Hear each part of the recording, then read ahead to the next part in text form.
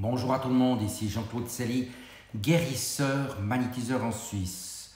Aujourd'hui, nous allons parler des civilisations disparues, des continents engloutis et je vais vous donner un inventaire non exhaustif. Mais tout d'abord, êtes-vous bien abonné à ma chaîne YouTube car cela me permet de vous envoyer d'excellentes énergies. Merci aussi de liker et de partager cette vidéo si vous l'appréciez. Et sous cette dernière, vous trouverez des liens utiles comme mon site internet ainsi qu'un numéro de téléphone pour me contacter. Sans plus tarder, nous parlons de ces civilisations disparues.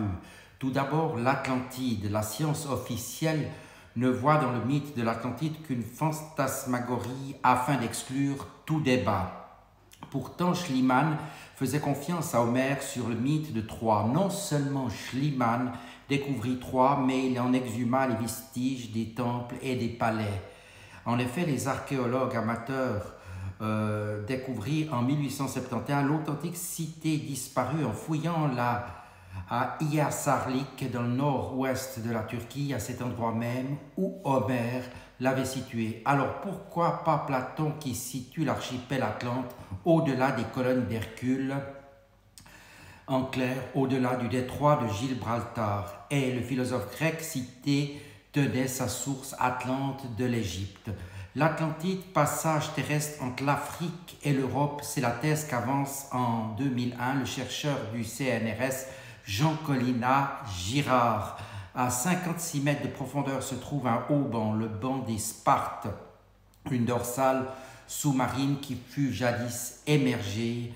C'est aussi Jules Verne qui établit l'Atlantique sur une terre aujourd'hui immergée dont seuls les Açores et le Cap-Vert sont encore visibles. Sur la disparition de l'Atlantide dans les profondeurs océaniques, on trouve non seulement des éléments de réponse dans l'étude des plaques tectoniques, mais aussi dans les analyses de l'ADN mitochondrial des peuples qui ont été jadis déplacés. L'on ne peut rejeter l'hypothèse de la civilisation atlante, alors qu'on apprend que la technique de construction ainsi que les gravures rupestres et les constructions cyclopéennes sont les mêmes en Grèce, en Italie, en Afrique, en Asie mineure et en Amérique centrale.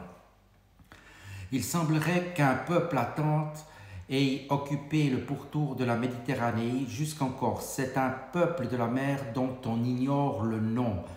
Or, l'abbé Mattei a relevé une similitude entre la Corse et les Canaries, et plus particulièrement entre la région du Cap Corse et les noms des lieux d'origine guanche.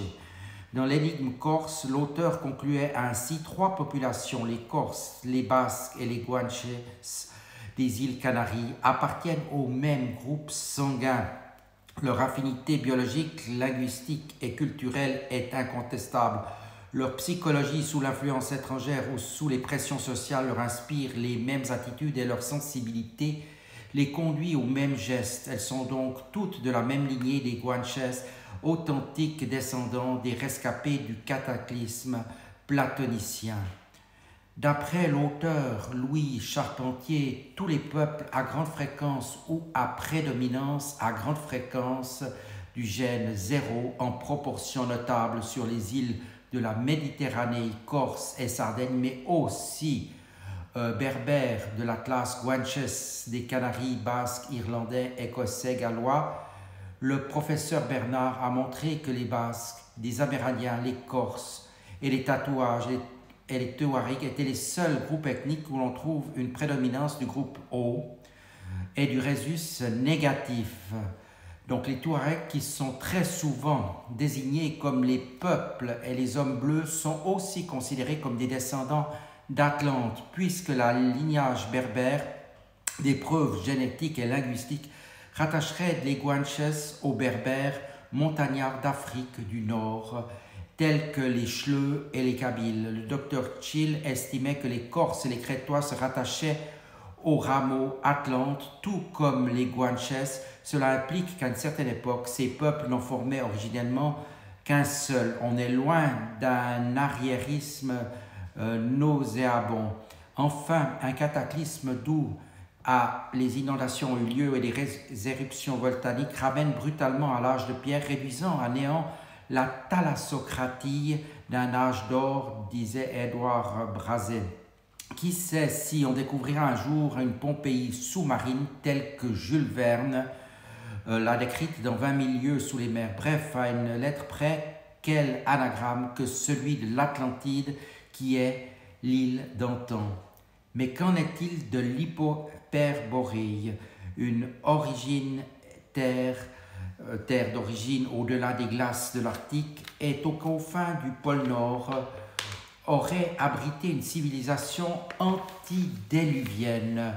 Les hyperboréens, au sens étymologique, ceux qui viennent au-delà de la Borée, le vent du Nord, cette terre primordiale du Grand Nord, l'Hyperborée, appelée également Thulé ou Ultime Thulé, a fasciné le monde helléniste.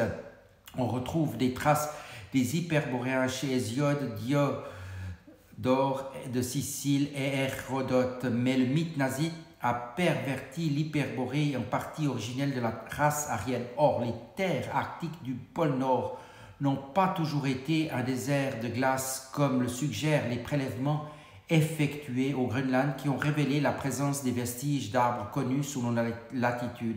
En Sibérie, l'analyse de l'estomac des mammouths retrouvés congelés a permis d'affirmer que ces mammifères du passé broutaient des feuilles de bouleau et de saule. L'Islande pourrait désigner l'ancien pays septentrional d'Hyperborée. C'est Gérard Mercator qui désigne dans une carte de 1556 un rocher noir au pôle Nord. C'est de ce point de vue symbolique que convergent les 4 fleuves de la Genèse, montrant ainsi que l'Hyperborée est le berceau de l'humanité. D'après une théorie récente, l'île de Smola en Norvège serait le site le plus à même de correspondre à l'emplacement de Thulé.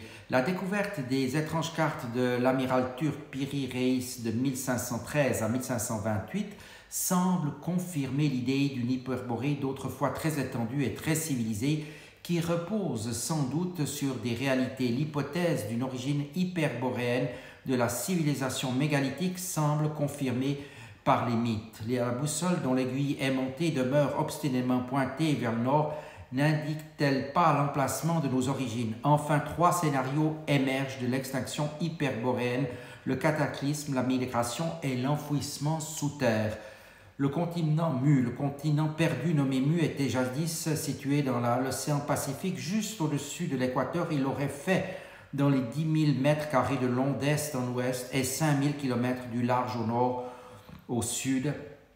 Au XIXe siècle, pour beaucoup de chercheurs, les îles actuelles de Polynésie et de Micronésie en seraient les vestiges. Selon la tradition, les habitants de Mu auraient été des marins et des navigateurs expérimentés qui parcouraient le monde. Mu aurait été englouti par une éruption volcanique. En fait, ce que l'on peut sans doute affirmer, c'est qu'il a existé bien avant l'Égypte et les Mayas un empire périplanétaire dans l'hémisphère sud pendant austral de l'Atlantique de Platon. Le missionnaire brasseur de Bourbourg, 1818 à 1874, est l'un des acteurs principaux à l'origine de la naissance du mythe de Mu. Enfin, l'île de Pâques et la Californie seraient les plus importants des vestiges géologiques de Mu. Qu'en est-il maintenant de la Lémurie? La Lémurie, d'après le nom des Lémuriens donné aux Prosimiens de Madagascar, est le continent légendaire englouti sous les flots de l'océan Indien.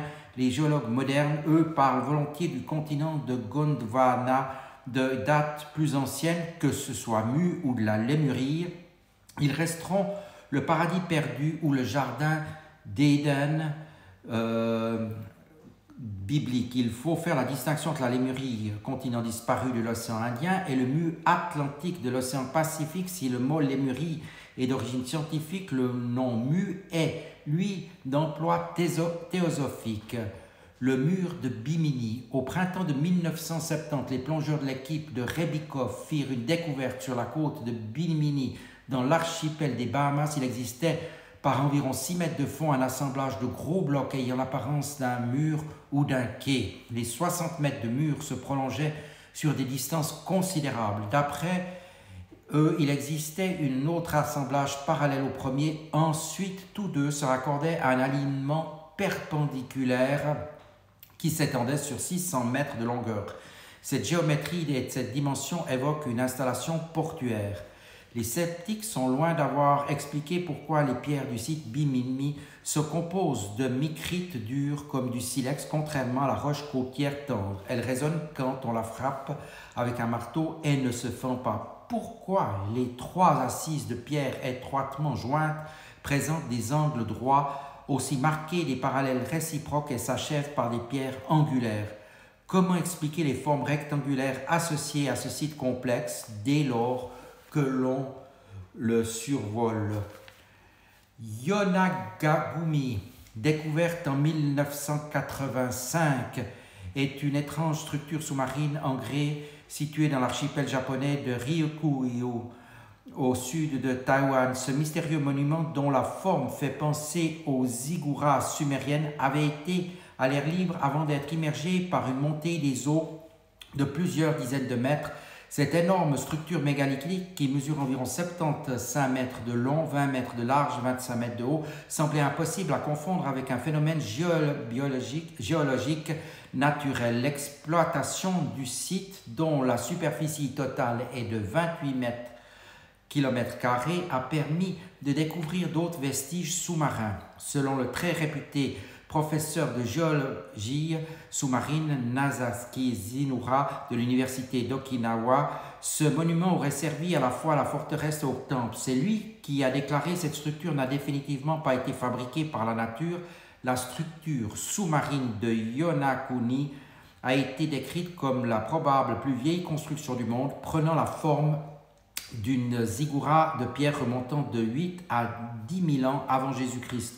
Sur l'île de Yonaguni-zima, à la découverte la plus troublante est celle d'une statue immergée d'une tête humaine qui ressemble étrangement aux têtes Olmec ou aux moai de l'île de Pâques. Il y a d'autres structures similaires qui ont été trouvées dans la région et en Yonaguni et Okinawa, à environ 500 mètres de distance. Le monument de Yonaguni pourrait être un vestige des fameux continents perdus Mu, qui auraient été engloutis sous les eaux de l'océan Pacifique suite à la gigantesque catastrophe.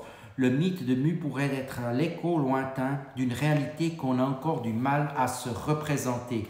Mais qu'en est-il de la cité sous-marine à Cuba? En 2000, Polina Zalitsky, ingénieure navale d'origine soviétique émigrée au Canada depuis 1971, découvre sur les images sonores de son système informatique des relevés très géométriques sous la côte cubaine, à plus de 750 mètres de profondeur au large de la côte de la péninsule des Guanahacabib, dans le Pinar del Rio. Ces étranges formations prennent place sur une aire de 8 km² de la pointe ouest de Cuba.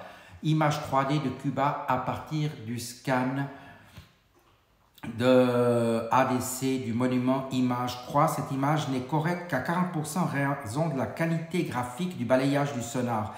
Certains endroits sombres peuvent être de la pierre ou de l'ombre, tandis que certains blancs peuvent être des points hauts. Notez les structures pyramidales des lignes linéaires qui ont émergé avec un double œil, comme le symbole de type Horus God ou Ra, œil du soleil, et des objets carrés, également des implications du système Maya Ibu liées au cycle lunaire. Image réalisée donc par des spécialistes en 2004.